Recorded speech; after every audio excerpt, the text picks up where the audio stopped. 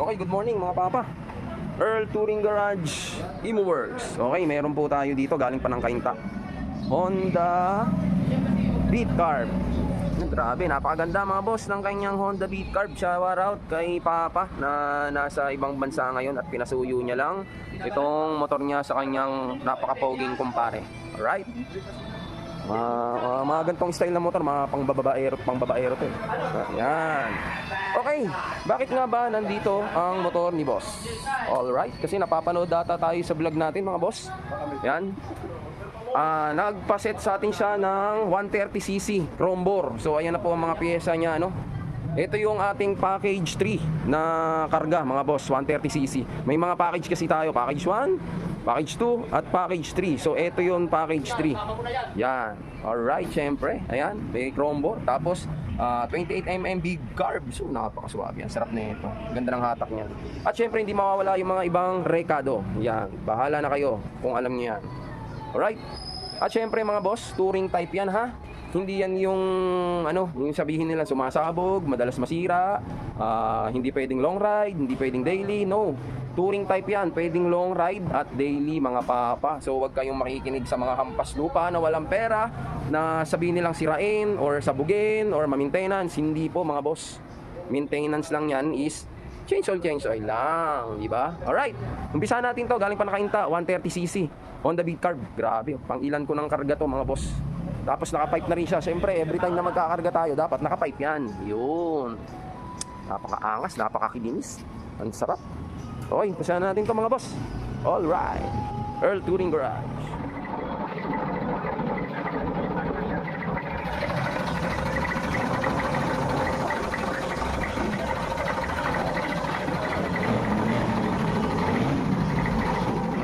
Mga boss, update tayo dito sa kinakargahan nating Honda Beat Carb. Yan.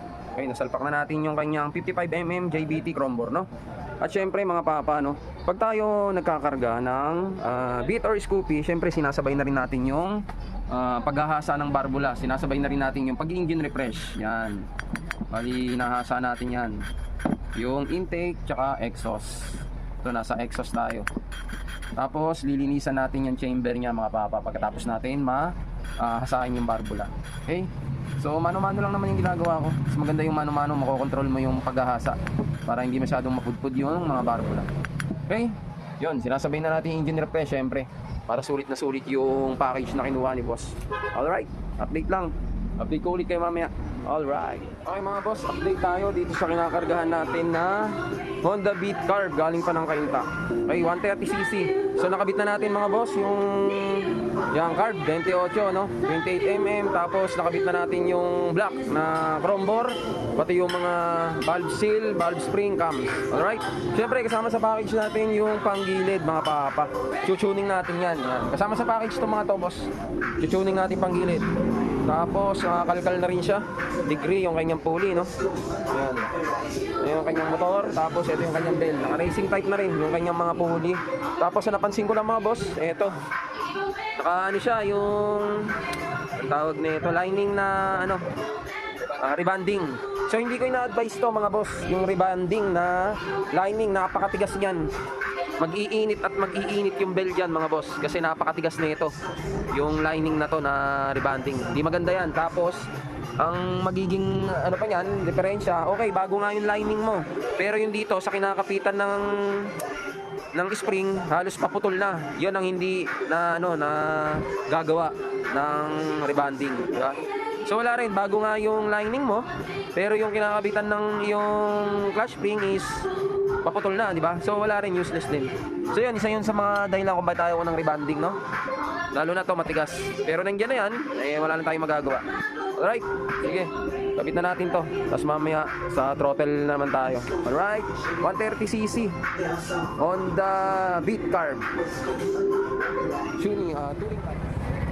Alright, update tayo mga boss dito sa kinargahan natin na Honda Beat Carb galing pa ng Kainta. So okay na, very good na siya.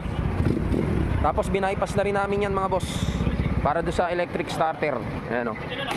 Yun, di ba mga boss? Pag nagkakarga kasi kami dito, hindi mo na kailangan palitan ng starter motor na 160 kung anong pinagsasabi nila. Kayang-kaya pa rin yan ng stock starter motor natin. Okay, 130cc JBT Crombor. Alright, maraming salamat. Be-break in muna si boss, tapos babalik dito sa garahe natin para konting adjustment, pero wala na siyang babayarang labor doon kasi kasama sa package yun. Alright, maraming salamat. Honda Beat Carb 130cc touring type, pwedeng pang long ride at daily. Alright.